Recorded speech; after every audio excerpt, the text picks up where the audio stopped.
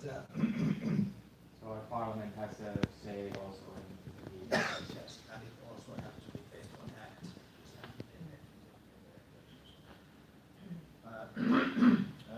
1995 we had a big reform of our basic rights in constitution, and it was very important that, for example, those sections concerning basic rights in constitution, they are directly applicable, and we also adopted then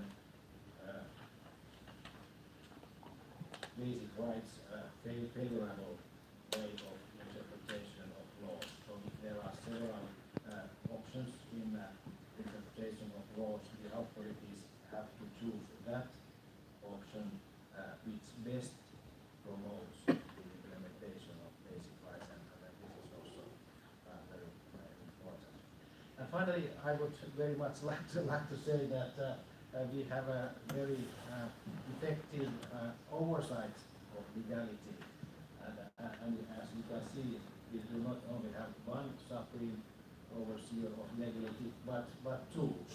and the Ombudsman institution is the second oldest in the world, and the institution of Chancellor of Justice is even more older. So this oversight of legality is very deeply rooted in the Finnish society. I think all these issues results to that the principle of rule of law is very, very strong.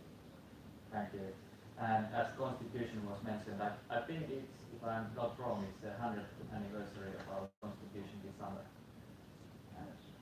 So another 100th anniversary to celebrate this year.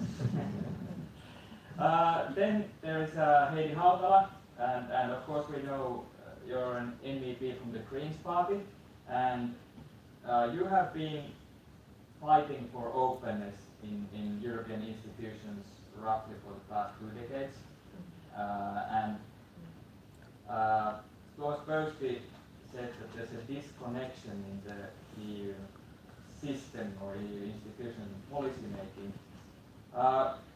Let's start with Parliament, because that's what you know best. Do you see the Parliament as a progressive body among European institutions today? I think by and large the Parliament has been the promoter of transparency in the EU, but it also has its blind spots. And having been now a member of the Bureau of the Parliament, I can see that at the very top level there is still this, what I think Emily called traditional impulse to secrecy. And it's very deeply rooted because we of course we come from, we're elected from many countries, and this very legalistic sentiment that I also share, and I'm very happy to sit with two legal defenders of Finland here. It's not exactly the same, for instance, in Germany, where from many German political figures you hear that there's a free mandate of the elected. And this means that it would be a severe restriction to the freedom of that mandate if there would be obligatory regulations on transparency. And this can really go quite deep into the question of how to disclose lobbyists and meetings with lobbyists. But unfortunately, there has been a lot of pressure, and in January the Parliament almost like accidentally found a majority to change its rules of procedure, saying that every rapporteur and so-called shadow rapporteur, meaning key persons from the various political groups that are engaged in any legislative or other parliamentary work, they have to disclose the lobbyists with whom they have been talking. And I was very happy to present the first one, the legislative footprint, in my report on the voluntary partnership agreement between the EU and Vietnam. So it was a very, I was very happy to publish it because it contained people like Prime Minister of Vietnam. I was very, very proud that I had talked to so many different people from the civil society to government and industry. So anyway, there's been small breakthroughs, but still, when I look at some cases, for instance, we have been having trouble with the disclosure of certain financial interests, financial benefits, and I think I think the Ombudsman knows very well, at least one of the cases, I think a journalist, Peter Kepler from EU Observer, raised a case where he was arguing that it was in the public interest to know how the Bureau of the Parliament was deciding on transparency of certain financial benefits. So I think this is the blind spot, and it's a traditional impulse to secrecy that we have to break in the new Parliament. But on the other level, one can say that the European Parliament and the European Ombudsman, of course, are closely aligned, and the response of the European Parliament to the Ombudsman's recommendations on the Council transparency issues, I think has been very progressive. And I'm very also happy now to see that, Emily, you have opened an inquiry to the transparency or lack of transparency of the Eurogroup, because that was one of the demands that the European Parliament put forward to you in its response to your previous report. So it's a bit of a schizophrenic situation in the European Parliament. But I am finally saying that the European Parliament is not anymore the kind of the guarantor of transparency in the EU, because it does have its own blind spots. Thank you, Heidi. And last but not least, the civil society perspective. Jaakko Korhonen, the chairman of Transparency International Finland. What would you see as the hottest transparency issues at the moment from a civil society perspective? Maybe you can say one or two from Finland and one or two from EU. Thank you. Thank you for those previous comments. I completely agree. Yeah, if you are in Finland, the traffic police is not going to ask you for a bribe or the school teacher is not going to do that. But it's not like everything was totally perfect. Our legislation is not covering all conflicts of interest or financial conflicts of interest. And what we can see from Eurobarometer from 2017 is that 1 out of 30 people are saying that it's completely okay to exchange favors with a public official. So you could go to the municipality council and say, I bought this land, can you put some out licenses on it and make a lot of money through that, or you can make a political deal. Also, on national level, we don't know. And this is actually outside our legislation. We don't have compliance rules to regulate this. So at the same time, as we are very law-abiding and our sense of law in Finland is very strong for everyone, and sense of fairness. At the same time, we have 1 out of 30 people who are saying that it's completely okay to exchange favors with public officials, and most likely they are, but we aren't seeing. It's white-collar crime. It might happen outside the country with people from Finland. We have tax havens, and it might have to do with like normal processes like privatizing public assets and these kinds of things. And we have to be really careful about this. We had very big discussion about healthcare privatization just recently, and not all of it was very tidy. So yeah, I think that's the biggest worry. And historically, big transition to at the same time people are moving to cities, so landowners is changing. We have huge debt collection crisis. 500,000 people are in debt collection, and at the same time we're privatizing huge amounts of public assets. So a lot of money is moving, more than ever in history, and we're not quite. It's very abstract because it's away from the street, it's away from the school classrooms. But we have to think this like in numbers and try to, because it's of course white-collar crime doesn't care about the people, they care about the money, and this is it sometimes feels that this is the business that we've been doing always. This is the business I've been doing with my friends, and if it was private business, it would be okay.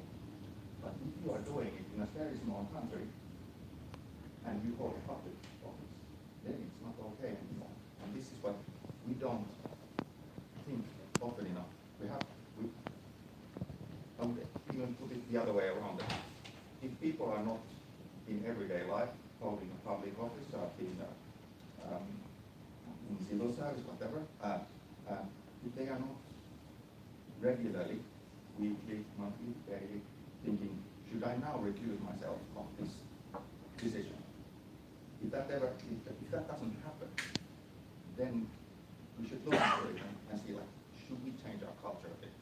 Because this is a very small country, and not ever having to recuse yourself would be very funny, because it's impossible to avoid that kind of thing, that you are part of a decision that you are benefiting yourself. Small country issues, maybe we will see or look at them also from the EU perspective of Finland as part of the EU. Emily O'Reilly, do you want to have a short comment on these comments or these opening remarks made by the panelists? Just in relation to lobbying, I understand that the Finnish Parliament or government are in the process of developing a lobbying register, and I was asked about this yesterday when I had the privilege of appearing before the Grand Committee and whether I had any advice on what it should be like, and certainly not my role to advise anybody on policy decisions in a member state. But one of the lobbying registers that has actually been seen to be quite effective, and I'm not saying this, I said yesterday, about being partisan or chauvinistic, but it is the one that was developed in my own country, in Ireland, a few years ago.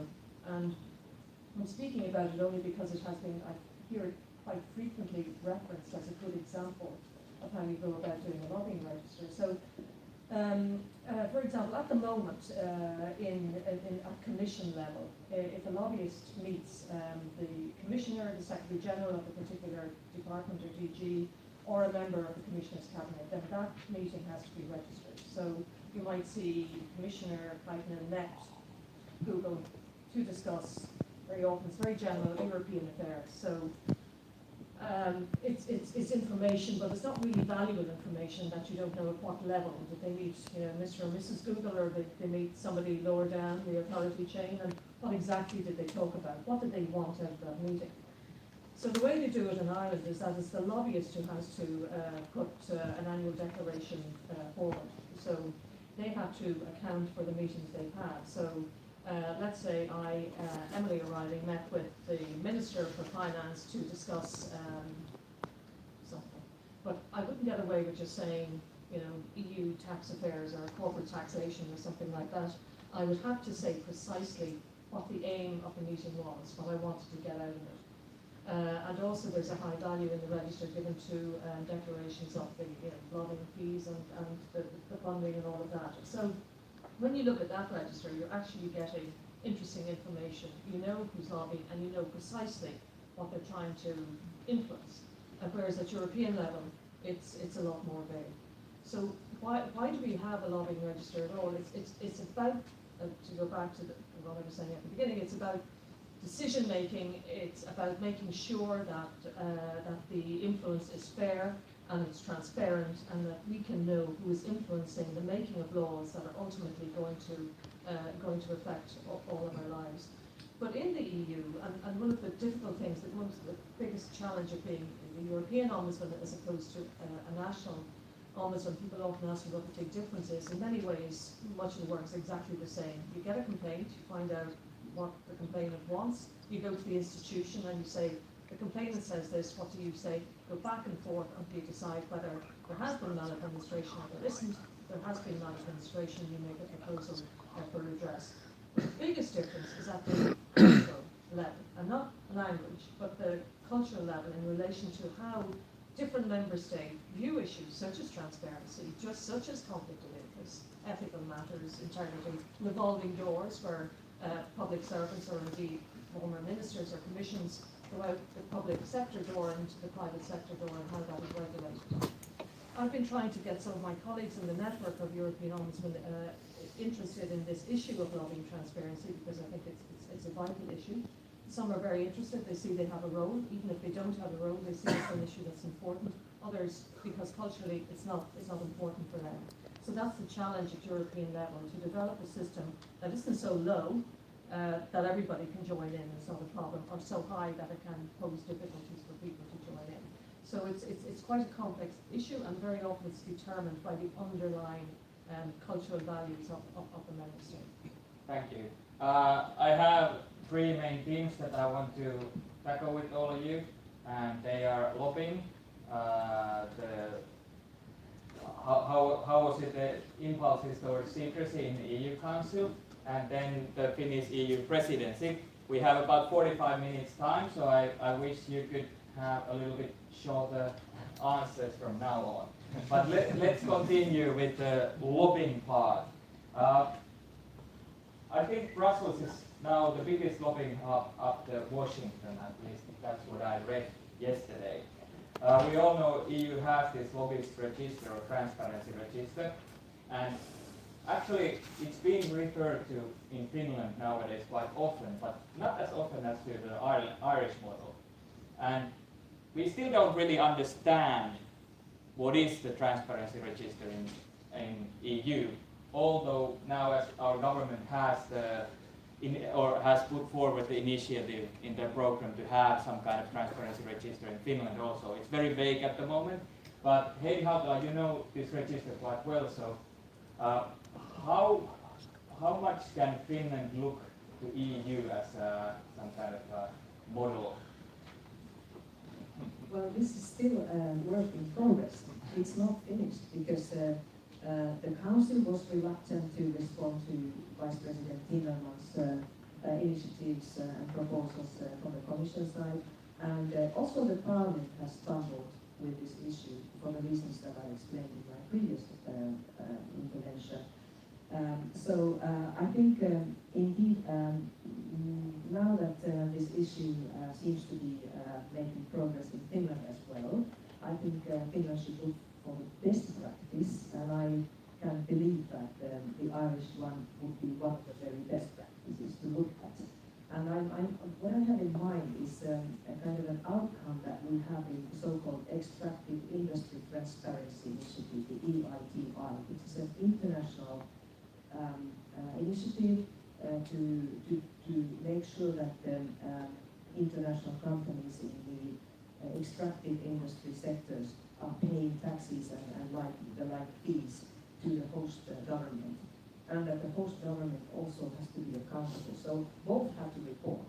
So, and then you have a good picture of what really happening. So, but I also believe that one of the very simple things for decision makers would be to start at their own initiative to publish the lobby meetings. So members of parliament, members of government, high officials, and the letter that Emily referred to in her introduction from the 100 or so members of the European Parliament to Prime Minister Sipilä on the 3rd of April.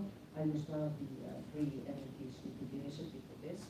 And what we are calling for is that the Finnish permanent representative should extend the current practice of publishing meetings with interest representatives held by permanent representative and deputy to all officials at the Finnish permanent representation. So Finland could show the model by publishing all the lobby meetings they have, and then combine that with the Irish model that the lobbyists also have to publish with whom they have been talking and for what reason.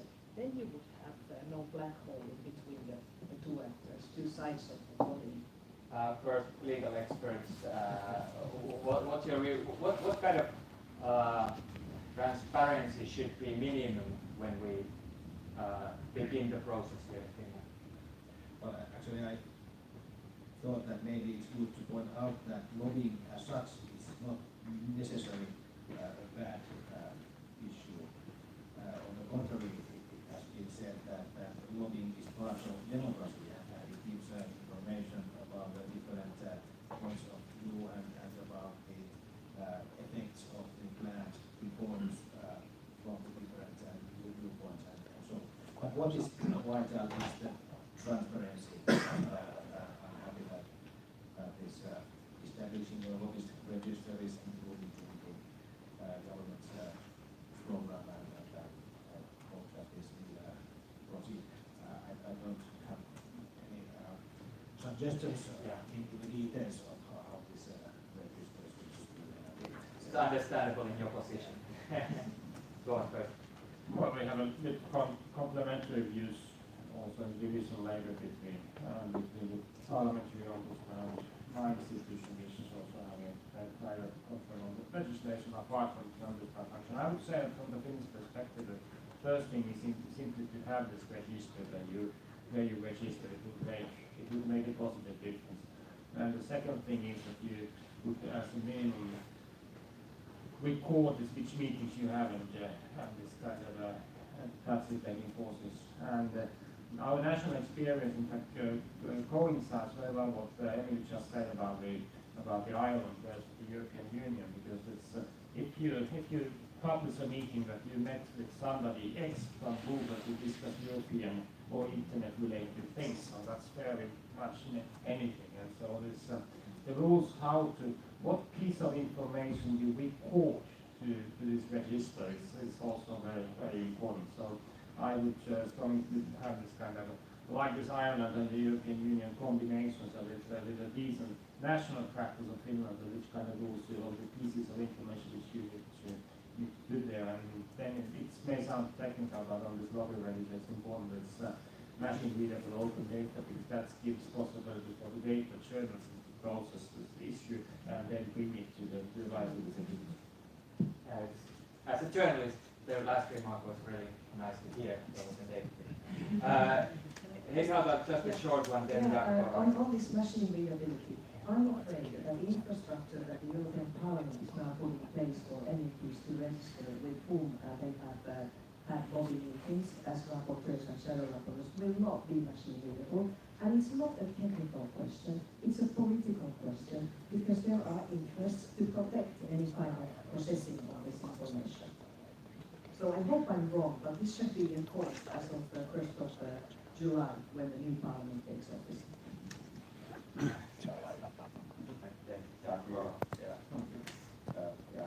Talking to people about open data, that's good. I totally agree. And lobbying is valuable. Like, we are paying for the public service. And you are also lobbying every now and then when you're meeting. No, we are only a lobbying organization. You couldn't take it out of me that I wouldn't say that my work is not valuable. I think the discussion is about, if you are lobbying, are we respecting the company's privacy? Are we respecting the professionals' privacy? Or are we on a political stage? And if you walk into a parliament house, you came to a political stage, and then you have to play by those rules, and those rules are there for the citizens. And whoever is there is part of the process of serving them, and that's what we have to remember. So, for example, machine readability, yes. Why would you publish data but think that it's not supposed to be used? It doesn't make sense. But might have happened sometime in history. The openness principle is that everything is open by default, and if there is a particular reason to hide it, then we hide it. And this has to do with, okay, except before that. There is like a, especially in business law, there is like a consensus that the more you hide, the less risks are likely to be fulfilled, because you're less likely to get caught. But when we are doing public political work, the more we are open, the more trust we will gain, the more power we will have. So if you want to have power, you have to be open, and you only have so much power as you show what you are doing. So it's even irrational for politicians to not be open, because that reduces their own power, and it also reduces their capability to implement change. Because if you don't see something, if you don't have transparency in something, you cannot design, plan, change. Moreover, it's impossible to implement it, because you cannot see your implementation. So just lack of transparency kills all progress, basically.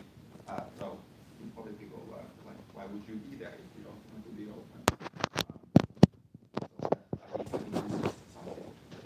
Just go back to that. What is the principle of openness, and why would you be precautionary by default rather than open by default? Yes, thank you.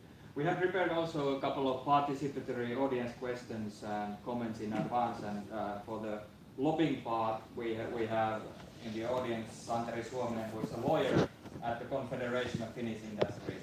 So a lobbyist's perspective. Santeri, please, a short comment and maybe a question to one or two panelists. Yes, thank you. There's a microphone coming. Yes, thank you. Thank you very much. Yes, Confederation of Finnish Industries is a lobbying organization.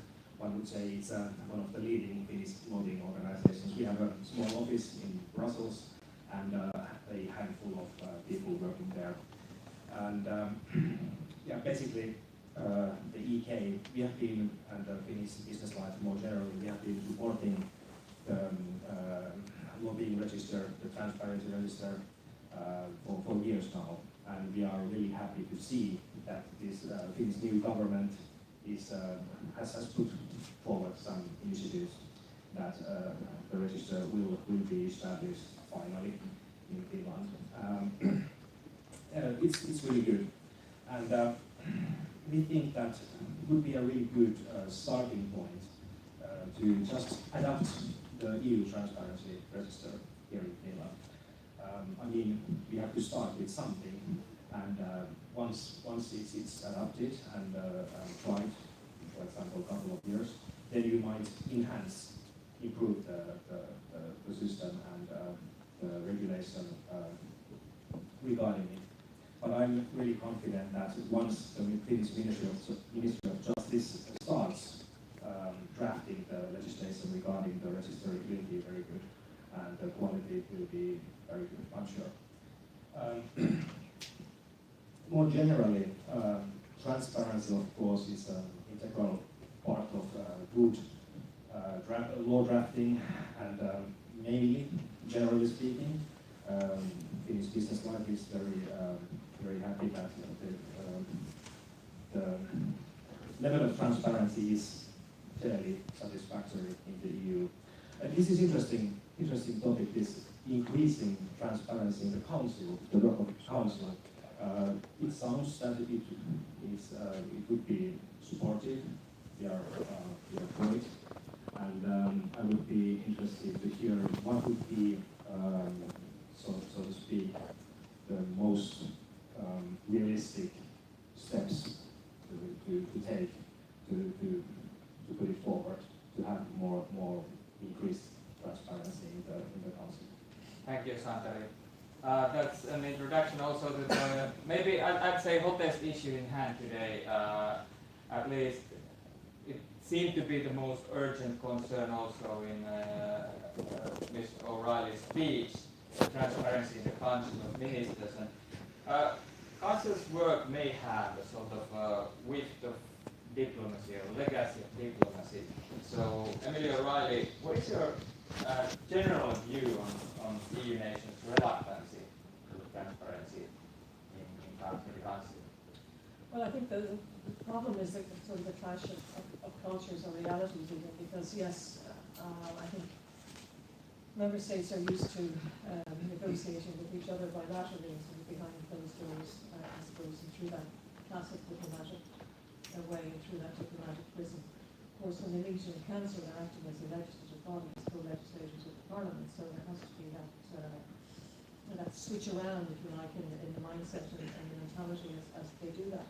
But I think the impulse is the old diplomatic impulse, and that was the problem. I mean, the two recommendations I made were, I would say, far from being radical.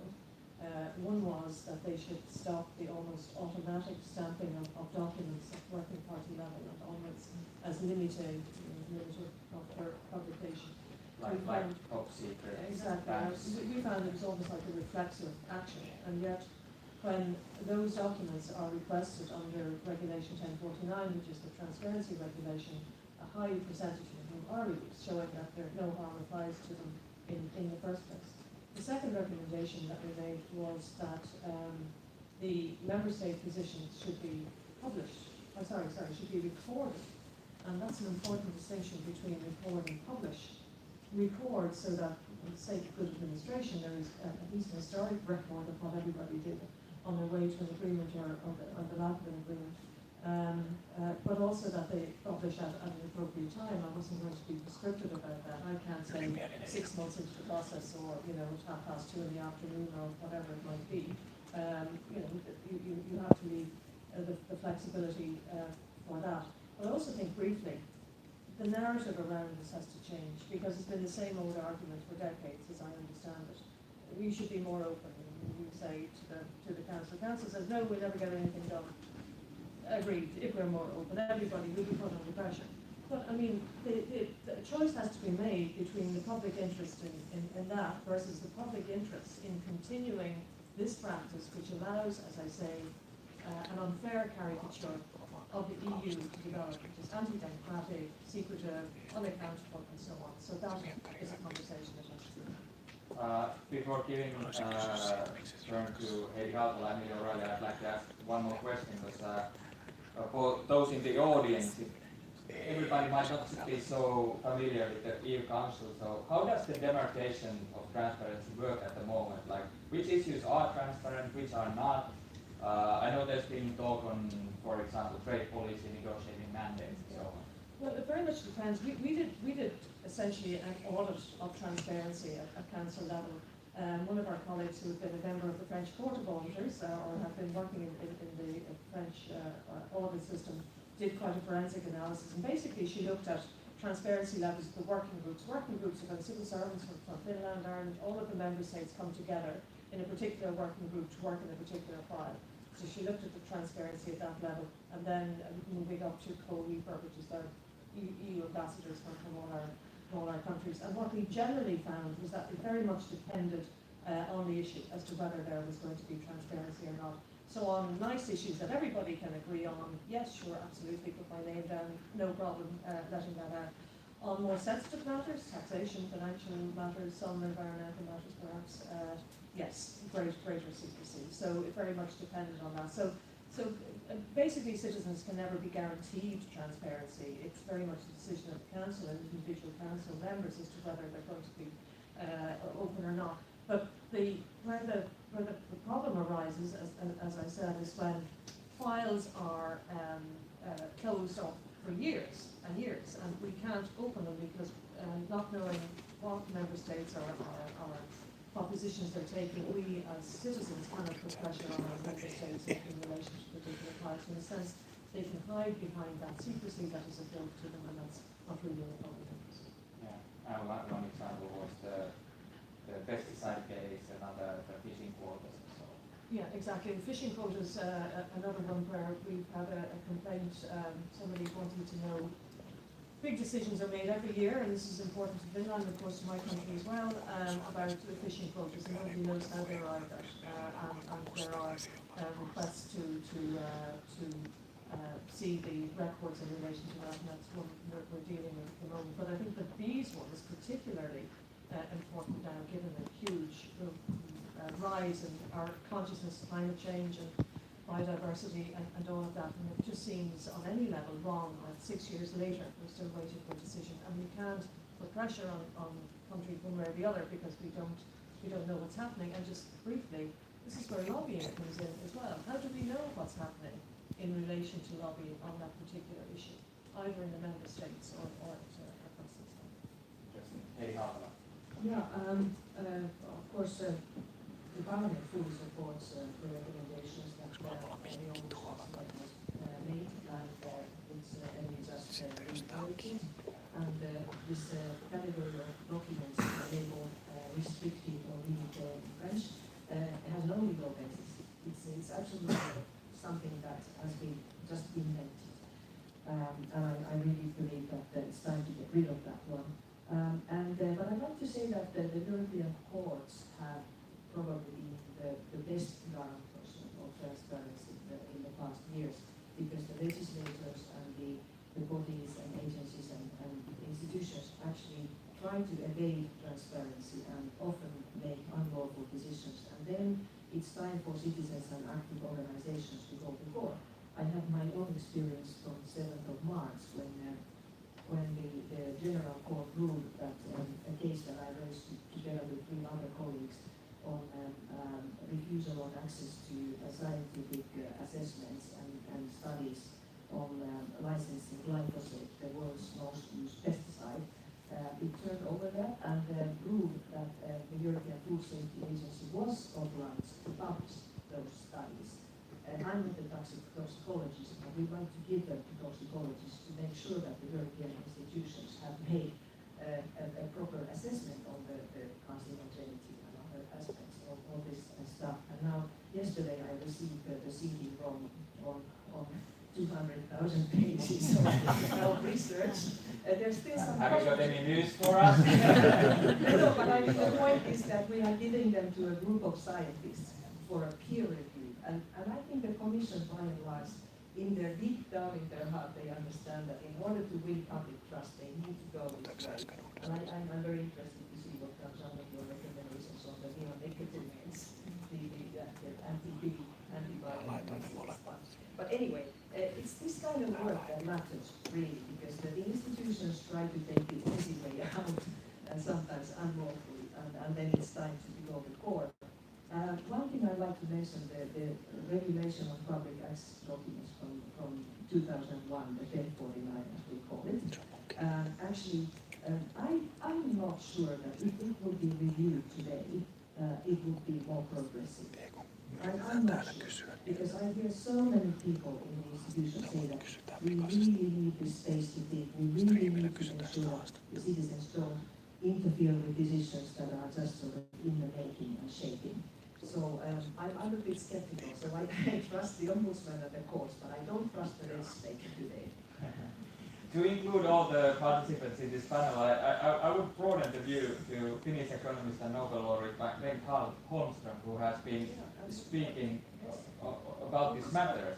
Yeah, he's kind of spoken publicly against too much transparency. Of course, too much of anything is probably a bad thing. But the idea is more or less this, that with a lot of transparency, a citizen may be better informed, but unimportant things get a lot of attention, like some minor economical abuses or sort of things that an MP has used to tax a lot or so on. While the important stuff is really hard to see.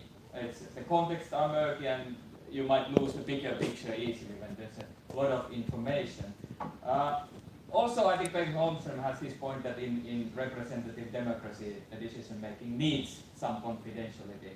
So, to continue from the EU Council examples, what are your views on this one? This kind of touches the limits of transparency.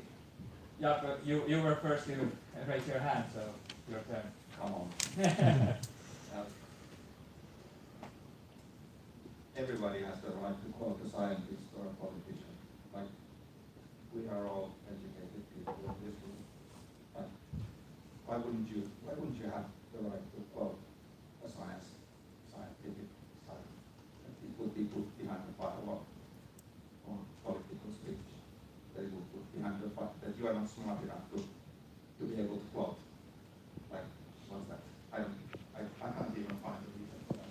Like, what would be the defense for that? So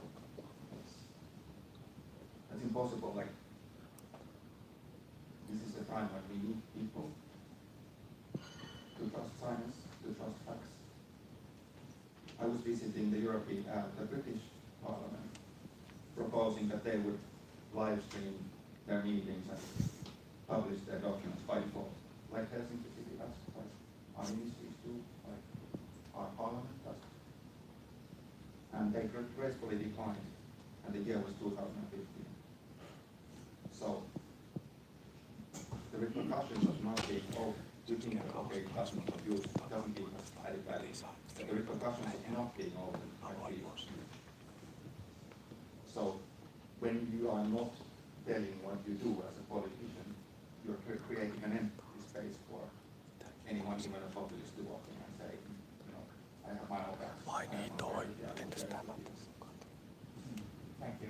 Before Doris and Petri, I'll throw one more example, because in European Parliament committee work is open and more transparent actually than in Finland. In Finland, the discussion on open session or even open committee work kind of amplifies every now and then, but some reject the idea because they are afraid the committee work would turn into some kind of a performance that we well, we see some kind of a performance happening in televised parliament discussions.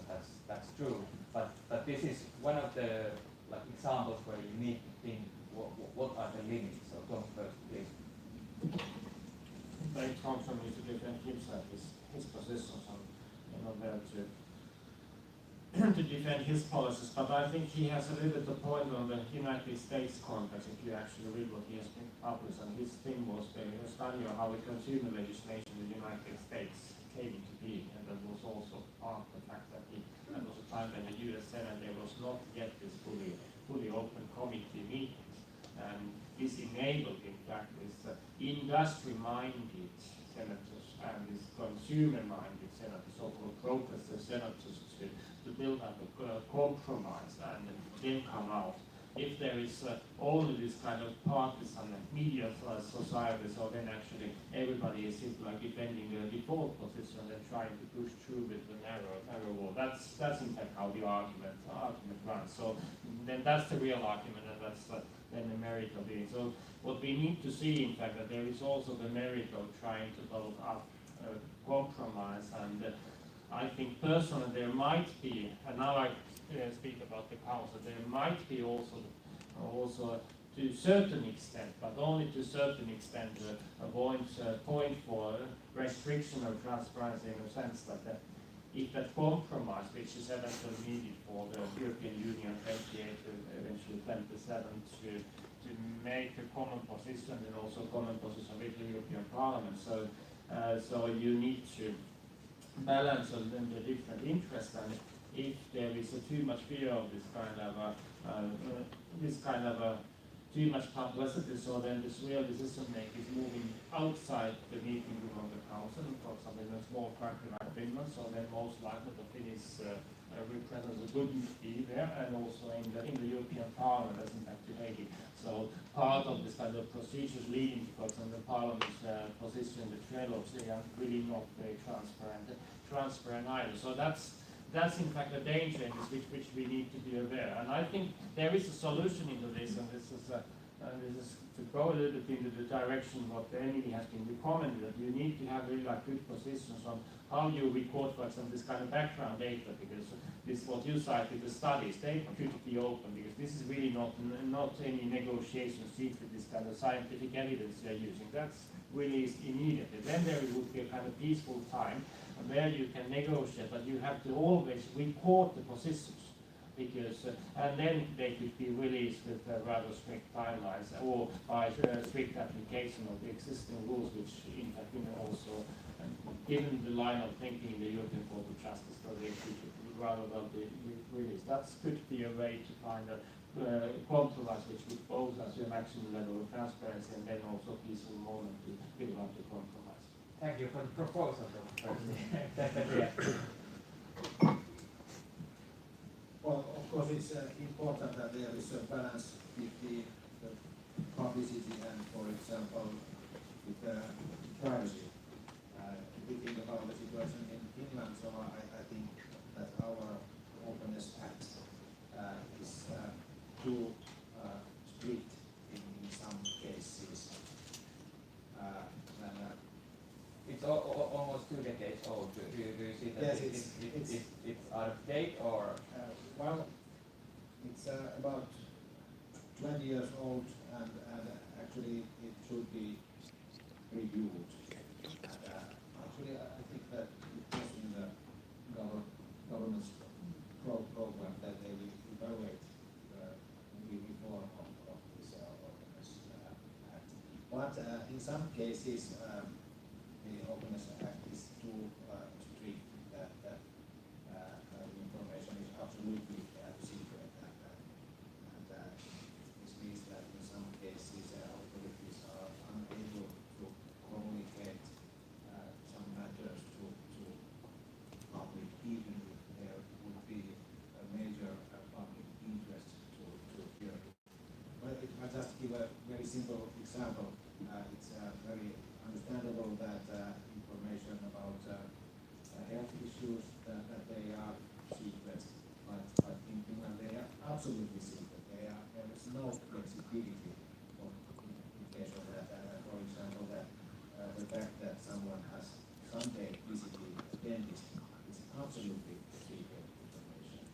And there are some absurd cases, recently case Lemmenjoki, where the defense forces replied to a request from a media house, a request of information that it would cost 28,000 euros to find all the documents. So that might be a bit of a hurdle also. I think we need to continue to our last issue, which is the issue that's closest to Finland at the moment, Finland's EU presidency. And as Finland is about to start the presidency in a couple of weeks, transparency is one of the issues on the agenda. I'm not sure if it's as strong as it was on the agenda in 1999 and 2006, but we have the second participatory audience comment. So Liisa Leppävirta, you're a senior advisor for EU affairs in the Ministry of Justice. Could you sum up a little bit what transparency means in the next 6 months from Finnish EU perspective? I want to have your viewpoint first so that we have time for that at least. Thank you, Olli. And thank you, everybody. It's been already very enlightening to hear your views and ideas also on the future.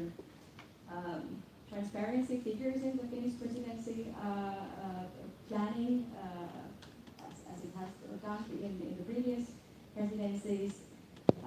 Open and active communication, of course, part of it, but then also the more concrete or the more detailed issues of having access to documents.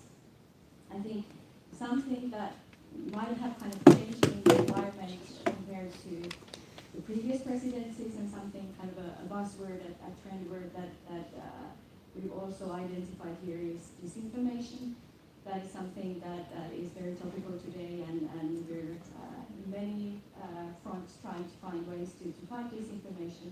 And there I think transparency is still maybe an old tool, but still a very valuable tool, that when you have enough accurate and official information available, then there's less space for disinformation. So that's, I think, something that maybe has changed now coming to this third presidency of Finland. Then maybe I can just sum up the more concrete plans that we have for the Finnish presidency, and then maybe the question for you would be that what would you kind of prioritize, or do you think that we are on the right track, and is there something really important maybe missing? And the first thing is council legislative transparency. That's a discussion that is ongoing in the council. We will try to take that forward, but it really depends on how the discussions now at the moment, where they end up when we start our presidency.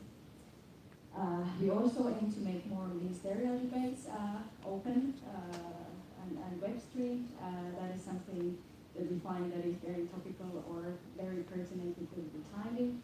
There will be, the Council of Ministers will discuss a lot about future of EU affairs, and that is something that should be public. There's no point in having these discussions a secret.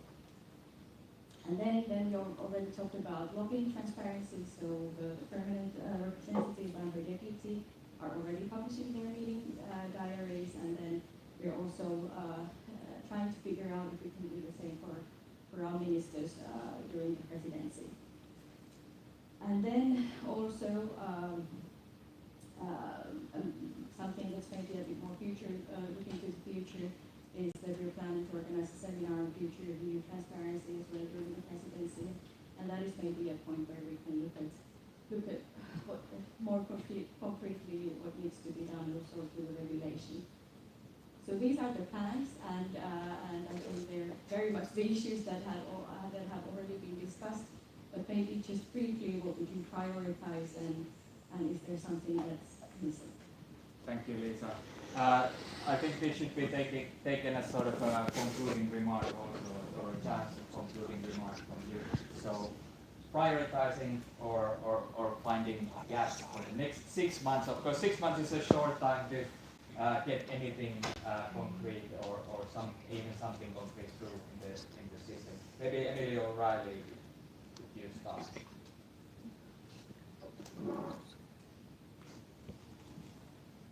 Thank you. Yes, we've had this discussions with you and your colleagues and others over the last few days, and one of the reasons why we timed our visit to Finland this time is precisely because Finland is taking over the presidency of the EU, and because you have such a strong tradition of transparency, and because you have put it as a policy priority. However, we don't expect you to work magic. The presidency sounds very impressive, and it can be, but you are essentially an influencer, and you influence by, of course, the priorities that you decide on from the beginning, and you're influenced by the extent to which you can get other member state buy-in on what you want to do. And we appreciate that the files that you're working on are difficult and are challenging. You can't do anything on your own, so it very much depends on your interactions with the member states, but also obviously what's happening in Parliament and you know what the changing agendas there and how that's going to influence the council, and a lot of variables are going to enter into it. As I said to you, I think yesterday, and I've also repeated a few times, I think the way this story is told, particularly around council transparency, has to change. I often say that people don't join the dots, they don't make necessarily the link between populism and what happens in Brussels when it comes to that impulse towards secrecy. But I think also, in a sense, we all have to grow up as citizens and realise that the very idea of 28 member states agreeing or something is necessarily going to involve arguments and compromises and all of that. And the idea that somebody walks in and this debate begins, and a few days or months or years later, some agreement is reached at without all of those things taking place is ridiculous. So maybe just opening it up would just simply involve citizens and all of us becoming a little more real about how these decisions are made and how the EU actually has to work. If I take something out of this panel discussion, it would be the importance of narrative and impulse towards secrecy. Definitely. Thank you. Who wants to continue? Don't first. Yeah, I'm not necessarily in a position to comment on whether the priorities are there. The list is pretty very ambitious, and there are very many right things on there. I would say that from the practical point of view, this council legislative transparency is a very, very important topic.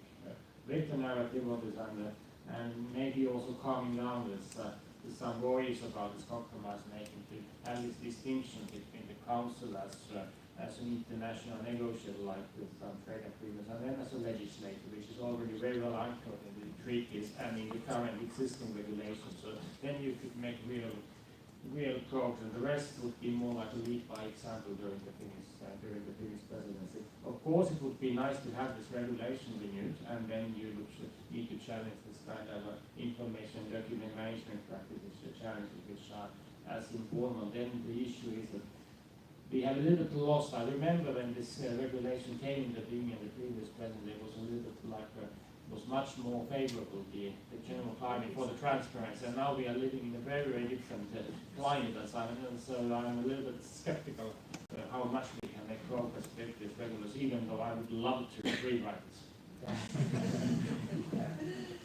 But not all steps forward lead to further progress. No, exactly. This might be because already there happened some step backwards after this terrorism and related things. So we need to be rather cautious.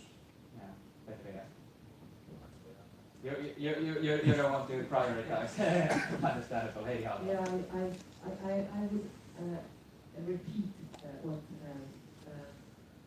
has just been said by Mr. Thurston, that indeed there has to be a very cautious step towards opening the regulation, because there are so many member states that want to and even the Commission, we hear that it's really a disturbing factor that there's too much interference in processes that are still taking shape. And this will be completely against the spirit of the regulation and of the treaties to say that, just like our former Prime Minister Matti Vanhanen said that keskeneräisiin asioihin ei pitäisi soveltaa avoimuutta. So work in progress should not be subject to transparency. I totally disagree with this, and there's a real risk that we will go back to this. But of course, if Finland is a master of this game, then it can be done. At least the discussion can begin.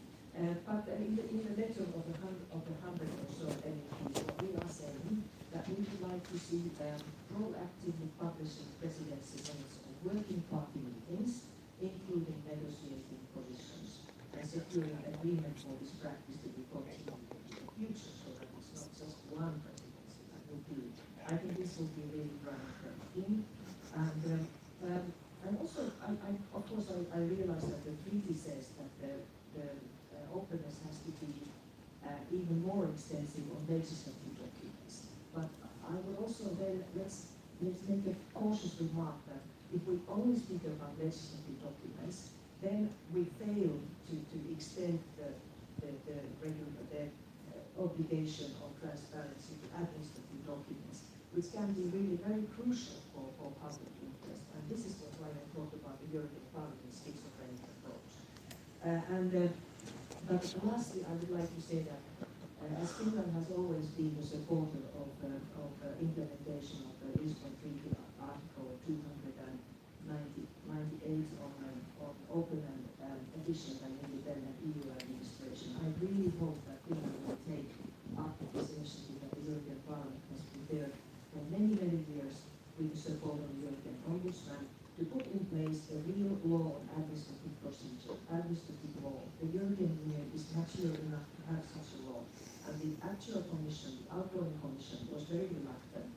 Vice President Timmermans always said to us, I still need to be convinced. But what he fails to see, that even if the commission has a good code of conduct on good governance, there are close to 50 agencies, other institutions and bodies that don't have very good administrative practice. And this would be very important to get the trust of any entity that is dealing with the EU bodies, institutions and agencies. And Jaakko Korhonen from Transparency. Yeah, so of course, like when the jury is still out, when the scientist still hasn't made their conclusions, when the politician still hasn't taken their position, when the public official is still just drafting the document, of course, that's still something that shouldn't be put out because we have to have some peace to work, of course. But then when you do that, when you take a position, as this is my position now, can I have comments? Then it becomes a matter of discrimination. So who are we including in this process?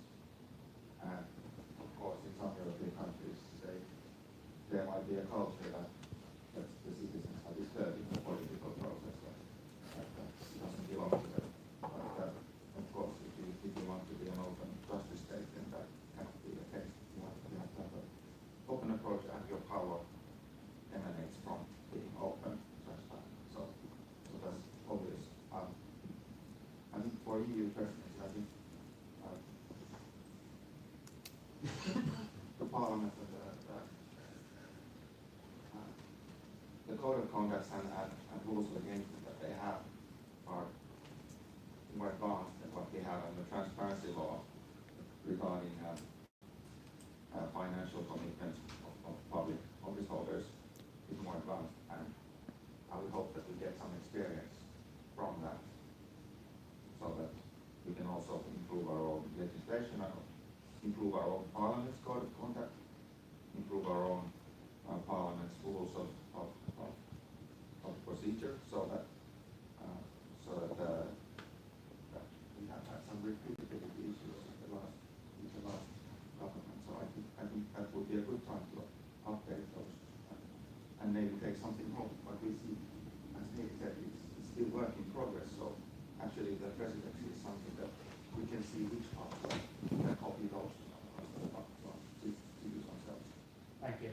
And I have to say that I know there's a lot of busy people here. We started 10 minutes late. I wish you can still stay for 5 to 10 minutes more. There would be a chance for audience Q&A now. And I would like to have a short concluding remark at the end from Emily O'Reilly. For your questions, please, short statements and clear questions. That's my proposal. There was a hand up here. First, yeah, please. I think we have time for 1 or 2, maybe 3. And if you can address it to one person, it would be easiest that way. Hi, I'm Markus Beckeri-Laine, a citizens activist of openness. My question is whether Finland should introduce an EU-wide public broadcasting company to EU. As far as I'm aware of, the democratic process should be, and the agenda should be formulated by the voting population, who at the moment is not aware of what is happening in the EU, and never been, according to the EU Parliament. I find it's a ridiculous situation that the EU Public Broadcasting Company only sends the Eurovision Song Contest once a year. So should Finland propose that an EU-wide public broadcasting company would actually start notifying what is happening in the EU? Thank you. Thank you. Very interesting question. Who wants to answer? I may want to hear from you. I'm just thinking of job opportunities. Sorry. Hey, how? I would say this is for politicians, maybe. Well, why not for everyone? But I do see that the European Broadcasting Union, the EBU, is thinking very hard on how to promote European-wide interest in their broadcasting. And I think we have to go back to the recent European elections. I have a feeling that there was more interest in broadcasting televised debates between the European political party leaders. So I would say that trying to increase the cooperation and coordination of the national broadcasting companies, but I don't think that we can go much beyond Euronews on this stuff. But Euronews actually is performing quite well from the Brussels point of view, but I don't think it fits very well in the member states. But more cooperation, more joint programs. I always use this example that if all the public broadcasters on one night would show one documentary on how we treat production animals, then there would be a real revolution. The only problem is that there is like the same documentary goes around from one country to the next, and people revolt against the decision makers in one country at a time, and we never get any change. But from the strategic perspective, of course, it's something that comes up in my mind. It's Russia today, Al Jazeera, so on. We look at them also as a political player. So. Yeah, I think I was a journalist for many years, so I took particular interest, I suppose, in this question. But it strikes me that I'm not talking about Finland, but I think public service broadcasters and others are very, very timid about and they lack confidence in terms of what an audience would actually like to watch vis-a-vis Europe and Brussels, because they tend to think that people will think the EU is boring, it's difficult, it's challenging and all of that. And yet I think they might be surprised. I think when you do become, live in Brussels or become aware of what happens in the institutions, it's endlessly fascinating on so many levels. And I think we were all very surprised many years ago when one of the most popular TV programs across Europe and elsewhere was a series about the Danish Parliament. I mean, who would have thought? Organ, we regularly watch it. And equally, over the last while, there have been quite a few very interesting documentaries done about behind-the-scenes negotiations in relation to Brexit. And I think they were done by Dutch and Belgian documentary makers, and huge audiences for that. So I think generally the broadcasters themselves and publishers need to be a little more challenging and brave in relation to broadcasting and making programs that have Brussels as a theme, because I think they might be surprised at the audience that they define for them. Thank you. The second question here. Yes, hello. I want to talk about this new legislation that the EU is trying to bring in, the Digital Single Market Copyright Directive, which has involved lots of lobbying, and itself, Article 19 of that, involves a transparency obligation. That law is supposed to protect people like me. I'm a digital artist. I was a visual effects artist for the film Iron Sky. And for years now, I've been trying to protect my rights on that film. I contributed a large amount of 3D animations, 3D models to that film, and it resulted in a market court case. And in that court case, the judges ruled that there was no copyright in any of those 3D animations, which meant that there's no copyright to transfer to the producers either. So the ruling kind of destroyed the copyrights for the artists themselves and for the producers, because there was no way the producers could have acquired any copyrights. Now, obviously, you can see in terms of the Digital Single Market Directive, that's going to be a massive problem for Finland to implement that directive if nobody has any rights to their intellectual property. Whereas once you deny authorship, then that directive is dead, because those rights only relate to authors. So there's no way for an author to guarantee financial remunerations. There's no way for an author to guarantee financial transparency, to track where those rights have gone, where those rights have been sub-licensed to producers, to international producers. There's no way. There's supposed to be a dispute resolution system in that directive as well, which is only for authors. Now, the market courts have passed a ruling which essentially denies authorship rights to people who've worked on a science fiction film. Right. Now, Thank you. no, I haven't finished. Because we have to keep the comments we short. complained to the Ombudsman, and we got this single-page, opaque reply from the Ombudsman. Yeah. So we can't possibly agree that there's transparency here. If someone knows this issue or wants to comment on this issue. You can't say you don't know it. I've got a letter from you to say that you don't see a problem with it.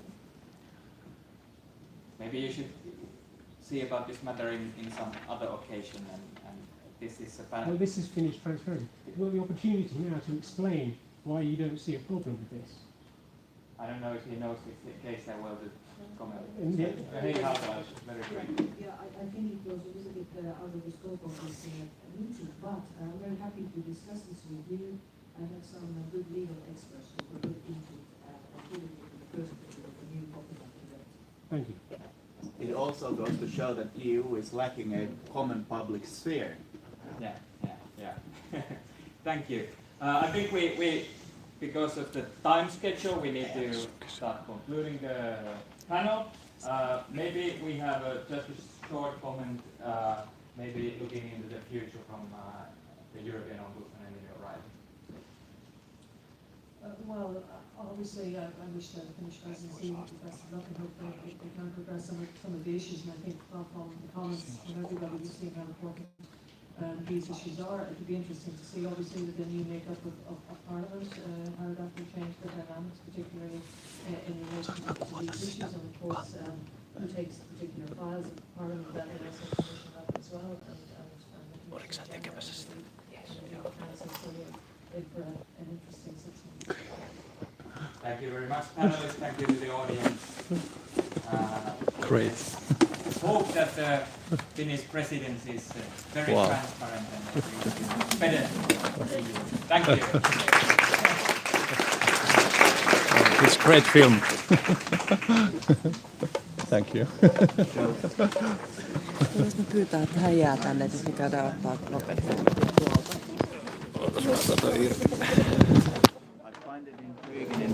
Mennään haastattelemaan saman tien. The vote under the item of voting formulation says the EU doesn't have a common We're working hard. This is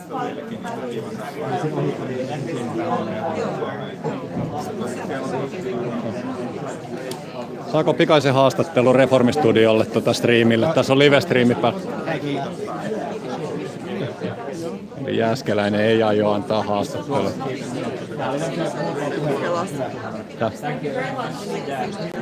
No, mulla on lähetetty haastattelupyyntö, niin eli hilkkäs nopeasti paikalta, tulee näköjään unohti jotain. Jumalaukkuu.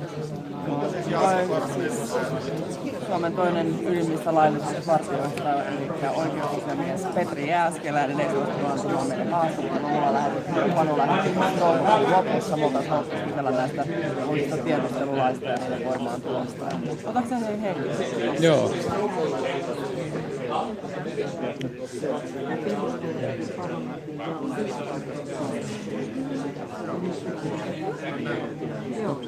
Hei, onko aikaa yhteen kysymykseen? Reformistudion live-lähetystä. Reformistudiolla tehdään niin kuin YouTube-live tämmöiseen uutta journalismia. Ja ootko kuullut yhtään tästä, on ollut julkisuudessa jonkun verran tämä Nesteen biodiesel-asia? Liittyykö tämän avoimuuteen vai mihin? No sikäli avoimuuteen, että Neste Oilhan niin väittää, että se uusi biodiesel on niin kuin pelkkääseen jätteeseen perustuva. Mutta siinähän on itse asiassa 40% tätä palmuöljydieselettä mukana. Niissä tehdään kai niistä öljytertuista tai niistä hedelmätertuista, jostain puristettu selikoista tai jotain sellaista. No se on siis palmuöljyteollisuuden sivutuote, jota kylläkin se ei ole jäte, vaan sitä käytetään kynttilöihin ja tämmöiseen niin kuin vähän alemman tason. Ja siis tässähän on se ongelma, että se on satojen miljoonien eurojen vuositasolla se verohelpotus, kun he myy niin kuin tätä 100% jätedieselinä ja biodieselinä. Mutta itse asiassa siitä on 40% on tätä dieslettä, palmuöljydieselettä. Joo, kannattaa. Siitä on nyt 2-3 artikkelia suomeksikin tehty ja englanniksi. Joo, News Now Finland on tehnyt nämä artikkelit.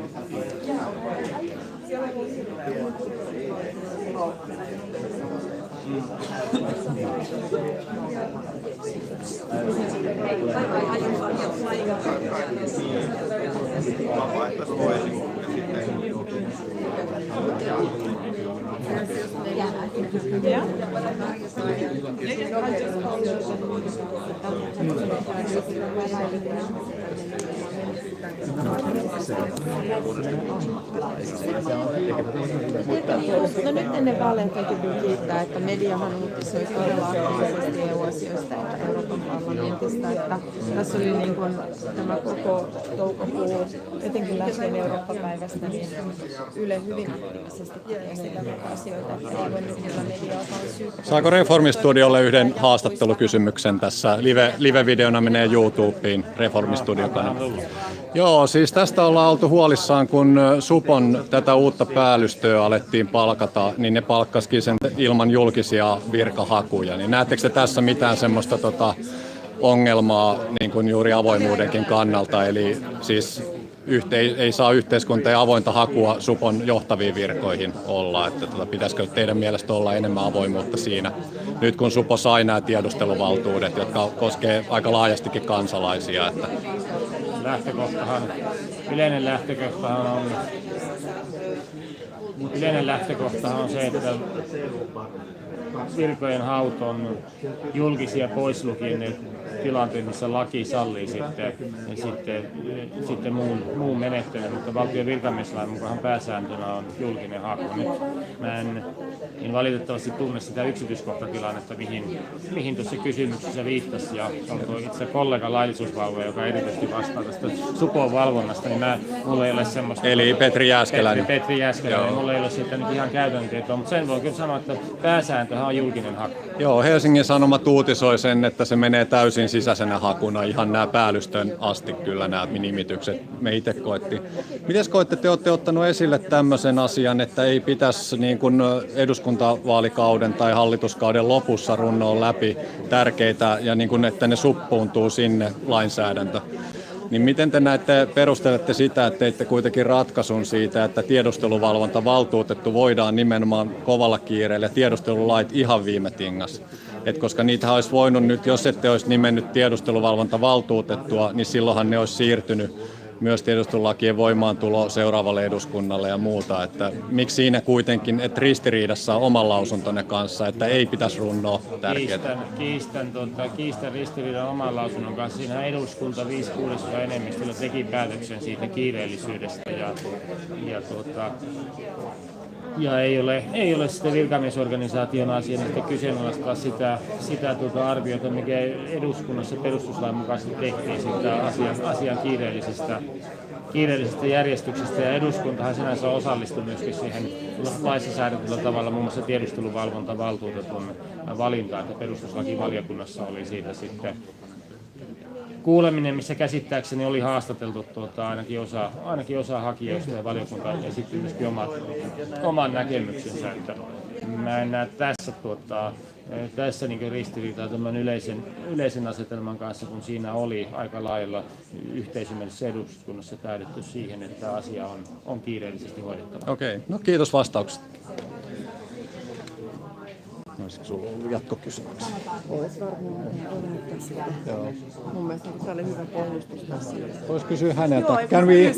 Okay. Hän jäisi tänne meitä. Yeah, yes. Näytetään, mä voin näyttää. Can I show you? Hi, I'm Tiina Keskimäki. We're representing Citizen Media Reformist. Yes. Yeah, can we show them so that people understand right away what it's about? Okay. This is an actual frame, this is an actual scene from the film Iron Sky. Yeah. Okay. You are the Trevor Bale. Yeah, so I worked for months to create this scene. There's other people who are involved in it. This would normally be a joint work under copyright law because you need a team of people to create the models and but the whole kind of setup of the scene has been done by myself over about a month or two. Yeah. And then I was the modelling supervisor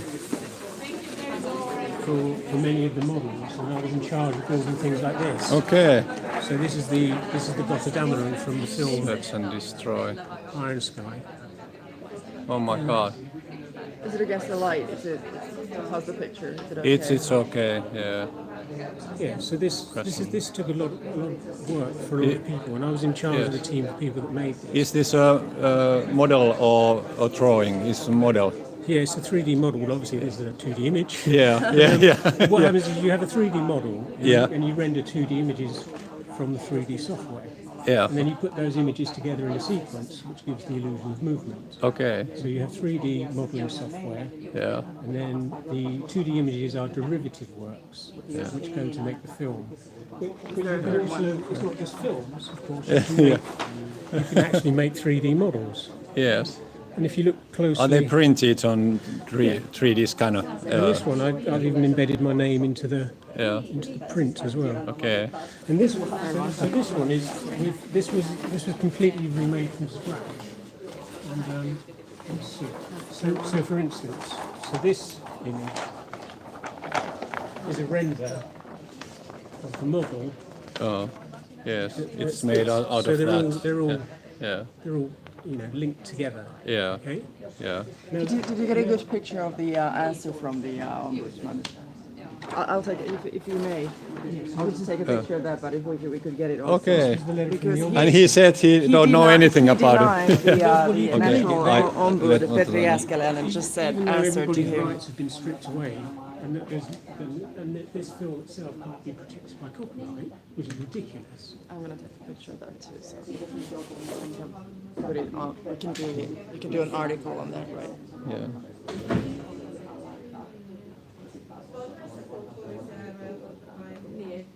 And he said the big problem is the courts have denied the rights for the artists that created the work, but there's no way that the artist can then transfer the copyrights to the producers, Right. because there are no copyrights to transfer. So the producers have no copyrights to transfer to international distributors. Yeah. So the whole chain falls apart. Yeah. And because the Finnish ruling is only limited to the borders of Finland, if we, for instance, I think that was a very valid question that you posed there. That that we should have like European-wide rulings because if I register the 3D print, for instance, that I've made in the UK, the UK will accept it as being copyrighted. Yeah. So then, if the film is, if any other work gets published in the UK without my permission, can you hold this way and that way? So about the Finnish ruling, because the UK law kicks in. Can you please just look at the cameras? I'll take another one, just a little closer, because there you see the craziness of the system there. So, yeah, so in the nutshell, it's easy for me to explain to you quite easily, isn't it, that there's a problem with this? Yes, it's not easy to understand. But I have to ask Tina how it goes. Well, would you, if I were to tell you that there's no copyright in the 3D animation work of this film, does that sound right to you? No, it doesn't. No, it doesn't at all. Because, Yeah. so imagine if Star Wars was created here in Finland. Yeah. They'd do the same to the 3D work, the animation work in Star Wars. They would say, no, none of that stuff is worthy of copyright. The problem is in Finnish system, basically. Well, it's a Finnish ruling. Ruling, yeah. As I say, and because it's a Finnish ruling, it doesn't seem to relate to anything outside of Finland. It doesn't relate to EU law. For instance, the harmonised case law for you're doing a video now. For me. Well, you're going to own copyright to that video, aren't you? Yeah. That's how easy it is to own copyright. Yeah. Now, imagine if I made a 3D model of myself and filmed myself. Right. The Finnish courts would say I don't own copyright to that. Yeah. That was a very good comparison, you know that. Yeah, so what they've done is they've said that none of the work reaches the threshold of originality. Okay. So that's what they're saying. Apart from one ship, there's a Japanese spaceship. Yeah. And in fact, I can show you an example of that. So this is the Japanese ship. Yeah. And the courts are saying that this does reach the level of originality. Okay, but yours doesn't. But none of the other stuff does. And the reason they give, it was that it was created by a single artist only. Okay. So they're using this argument of independent originality. Okay. So because it was independent. If there's teamwork, it doesn't have any copyright. Right. Exactly. Okay. So imagine doing joint research or something. Yeah. Writing a joint research paper. Yeah. The fact that you'd have each person would negate each other person's copyright within the joint research paper. Yeah. And I think the other argument they were saying was that it was some of we use reference material or concept art to make the 3D models. Well, that doesn't negate copyright either. You'd have copyright in the concept art. You'd have copyright in the derivative work. It's derivative work, isn't it? Yeah. For instance, if you translate a book from English to Finnish, the Finnish translator would get copyright to the Finnish translation. Yeah. So the idea that it's based on somebody else's work doesn't matter. Yeah. Because it's the formative changes Yes. that you as an individual make. Yeah. It makes a new copy if you change it. Yeah. And you have copyright because of your own independent formative changes which you've placed into the work. Yeah. And obviously with 3D animation work, there are millions of independent formative changes that a person can make within producing works like these. Yeah. Right. Is it because it's a bit of new techniques, a bit new, not so new, but new? Or is it that the registration comes behind? Or? Star Wars has been around since 1977. Yeah, that's true. The idea that the Millennium Falcon is suddenly, the idea that the courts could have a dispute about whether the Millennium Falcon has copyright in it or not. Seems ridiculous, doesn't it? But when it comes to a film that's made in Finland, it's literally the kind of the finish of Star Wars. Yes, and it's so famous. It's so famous film. An original. It's ridiculous that the courts have decided, well, there's no copyright for anyone. Like I say, not for the artists and therefore not for the producers. Okay.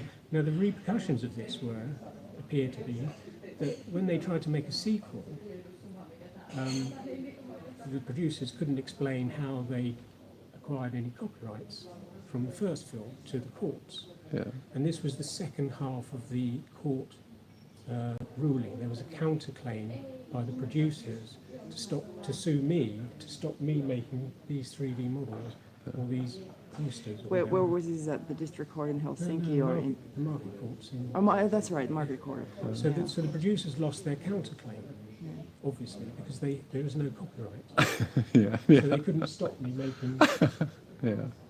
Well, you came here today, and you have really a valid point here. So, what were you expecting of these guys? sitting in a panel. Well, I was expecting them to show some transparency. This is all about transparency. That was an excellent example. Right. This And guy they're doesn't have a not clue. showing transparency. And that's The same probably- guy, he's running, he's he wouldn't escaping give an from interview us to us. because we have made interview requests. This I had said to the Finnish yeah. audience, että se oli eduskunnan oikeusasiamies Petri Jääskeläinen juoksi karkuun eikä suostunut antaa haastattelua. Yeah, Ja sitten tämä kuitenkin hänellä on siis tuolta eduskunnan oikeusasiamiehen toimistosta niin on siis tämmöinen kirje ja sitten tällä ei tietenkään Jääskeläisellä ollut mitään kärryä, mistä tämä on. And I say, what I mean is, it's not just a question of, of my rights aren't respected. 3 of us wrote to the. But by the to way, the I'm sorry, I have to ombudsman. say because Heidi Hautala is leaving. Did you get any? Did you get her contact she's given me a information? card. Yeah. Okay, Okay. all right. Because Okay. she was probably the only person who sort of even at least a little bit tried to Yes.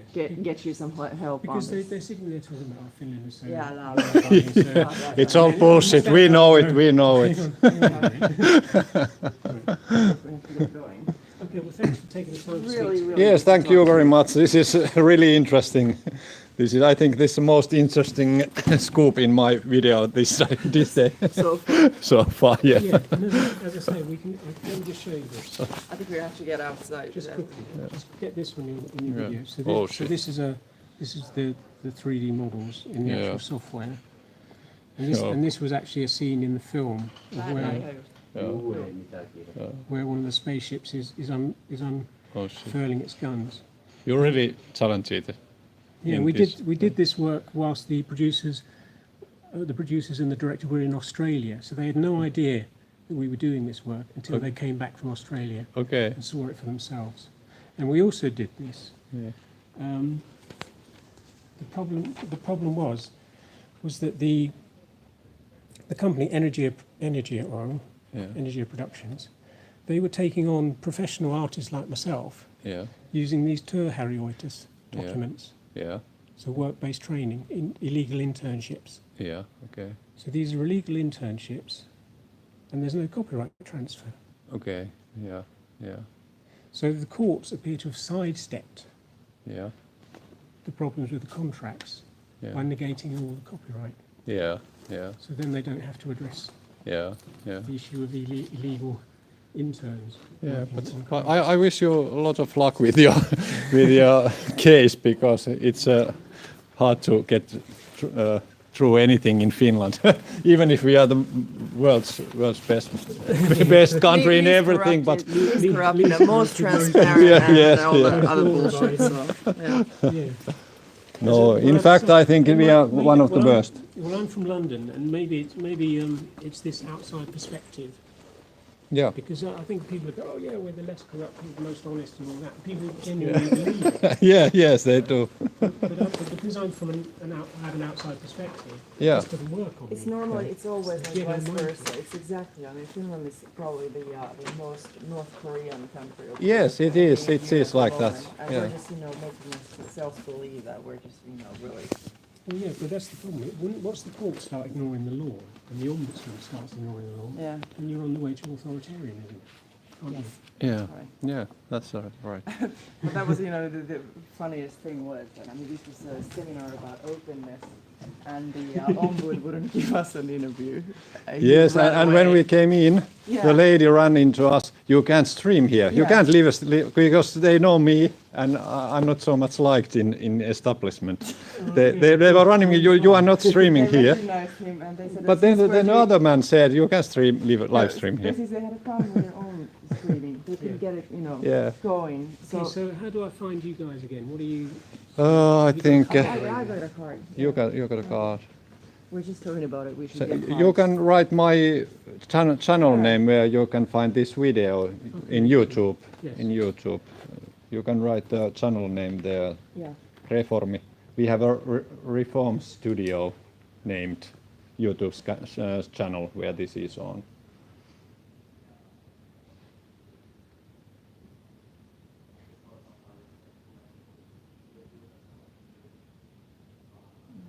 Yeah. So, and don't worry about putting up this stuff onto YouTube. Okay, yeah, Because thanks. it's not protected by copyright. Yeah. Have Give me the a phone so number. they have Give me your phone number? Okei, 050 593 4038. Are you on Twitter? Yeah, Trevor But Davis. if you can look at us up, so you can start following us. Yeah. So we're with Yeah. our own names. Brilliant. Yeah. Well, thanks very much. Thanks for taking Yeah. time to speak to me. Joo, thanks. Have a good day. Thank you. Bye. Vähän kehkeytyy. See, morning turned out to be one hell of a... Kiitos. Kiitos. Samoin.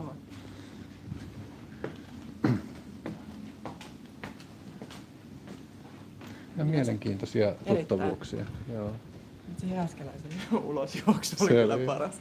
Olisi pitänyt juosta perässä kysellä koko ajan. Jää, miksi ette anna haastattelua? Otas tästä vielä. Juosta se toimistolle asti striimin kanssa. Tämä on niinku päättäjä. Vedä semmonen, oota siellä on valo vähän takana, vedetään näin. Niin. Vedetään se. Hyvä sinä, hyvä meidän joukkue. Hyvä Tiina. Kato, on joku europanu. Niin onkin. Voitaisikö se kuvata? Kato, täällä on. Mä oon päässyt tänne varoitusmateriaaliksi tuossa. Panusta varoitellaan täällä. Nähdään tiloissa, niin poistettava välittömästi. Soitettava poliisit heti kun nähdään. Hei, eikö tänään voi nyt luvata, että ruokamatunti kuluu? Mulla olisi paljon asiaa vielä. Ei luvata mitään. Ei luvata mitään. Niin. Eikö se pistä katki nyt, tää EU? Ota nyt tosta kuvaa, ihmiset ihmetteli, missä me ollaan. Niin, Sano me nyt ollaan suunnilleen tässä fyysisesti. Eurooppa-sali Helsingissä. Tän näköinen. Tuolla on täällä on tämmösiä ikkunamaalauksia ja sitten tuossa on Euroopan. Tää on ilmeisesti komission ja parlamentin, EU-parlamentin yhteinen. Tää on Euroopan komission Suomen edustajisto, Euroopan parlamentin Suomen tiedotustoimisto. Eli tää on nyt sakeinta. Joo, mikähän tarra siellä on. Ei tosta saa enää selvää. Varmaan, että rajat kiinni siinä lukee, voisin kuvitella. Et siinä on Eurooppa, mistä pitäisi päästä eroon. Tai EUsta nyt ensisijassa. Mutta onko Tiinalla vielä joku loppusana tähän? Ei mulla tähän oikeastaan. Tää oli ihan mielenkiintoinen. Jakakaa linkkiä tiedonkulku. Kannattaa käydä kaikki, joita kiinnostaa nämä EU-asiat, niin niillä on siis tosiaan oma nettisivusto ja siellä niillä on sitten tämmöinen ajankohtaista. Ja tämäkin oli ihan avoin tilaisuus. Tänne piti vaan ilmoittautua ja kaiken näköistä mielenkiintoista. Että... Joo. Tiina sanoi, että sä oot jossain maili-infolistolla. Joo, mä oon siinä toimittajalistalla, mutta tää oli mun käsittääkseni kyllä ihan kaikille. Joo, mäkin pääsin tänne. Mun viime maanantaina me ei päästy, vaikka oltiin ilmoittautunut. Joo. Oli Kataisen Mun ilmoittautumista ei edes oltu hyväksytty, saatikaan päästään sisään. Että... No mulla oli kyllä ilmoittautuminen hyväksytty, mutta sitten tuli tieto päivää ennen, että tilaisuus on. Ja täällä oli maks 20 nimeä oli, että eikö niillä sit tosiaan saleja löydy, että olisi Huomenna hei olisi sitten mä katson sen. Ainakin siis silleen mielenkiintoinen seurattava varmaan suurimmalle osalle katsojista, mitä täällä on luettavissa. Ja mutta annetaan se nyt pöystille kuitenkin, että oikeuskansleri nyt oikeasti... Antola haastattelu, joo. Se nyt ei sentään juossut karkuun. Mutta huomenna on...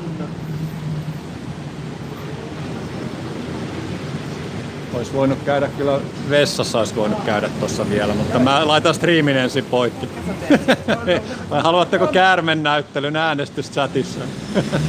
No niin, joo. Kansalaiskeskustelu EU-puolustuksesta ja muuttuvasta turvallisuusympäristöstä huomenna tuo samassa salissa kello 15-16.30 ja siellä on siis keskustelemassa aiheesta ovat Euroopan komission varapuheenjohtaja Jyrki Katainen, ulkopoliittisen instituutin johtaja Teija Tiilikainen, ulkopoliittisen instituutin tutkija Matti Pesu ja tilaisuuden juontaa ulkopoliittisen instituutin ohjelmajohtaja Juha Jokela. Se voi olla varsin sakea. No se kuulostaa niin sakea, että siellä ei ole mitään yhtään toden sanaa. Mä ensin ajattelin, että mä ilmoittaudun, mutta sitten päälle mä lähdenkin nokille. Joo, okei, no niin Pistät nyt poikki. Niin. Joo. Kiitos katsojille, jakakaa. Tää oli aamulla näköjään isänmaallista, ei ole ihan pienet luvut, mutta hyvin kiinnostava Iron Sky pätkä tossa, että jees. Hei hei!